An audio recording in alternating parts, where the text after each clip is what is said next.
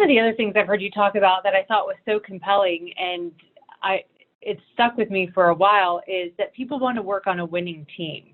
Absolutely. And so tell me a little bit about that philosophy, because I've not heard it articulated that way, which is strange because it seems like such a fundamental of where you work. But tell me a little bit about how you get that as part of your culture in your company.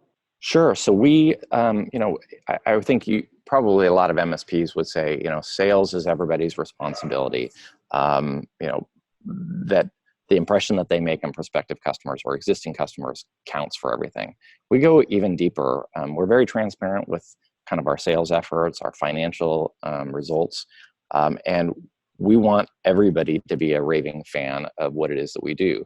So with respect to being on a winning team, we express and we reinforce with our current staff and people who are looking to work for us that a growing company that's got tons of successes creates a lot of opportunity. We have a lot of people who start out in a very sort of junior role, and within a few years, if they make a name for themselves and we are providing them tons of resources, there's going to be a lot of upward mobility for them. Rising tide floats all boats, as they say. Okay, so did you see my face just get really excited when you said that? Yeah. So around leadership development, that was the next thing I wanted to ask you about, because in this market, you're getting people right out of college in some cases, or people with not a ton of experience, and then you do want to invest in them and grow them. So how does that play out in your company? What does leadership development look like? Sure. So for every person in our company, whether they're an accounts receivable clerk or a systems engineer or somebody in marketing, every single person has a training budget. And that might be used towards, I don't know, a VMware certification, or it might be towards ITIL training, or it might be leadership training.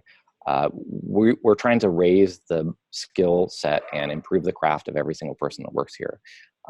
I know there are a lot of people out there, and I was one of them a number of years ago, that if you make all these investments in your people, maybe they're going to turn around when they get the certification or whatever it is that they've achieved. And now they say, well, hey, Doug, now I'm worth 40% more, or, my LinkedIn is just blowing up with job offers.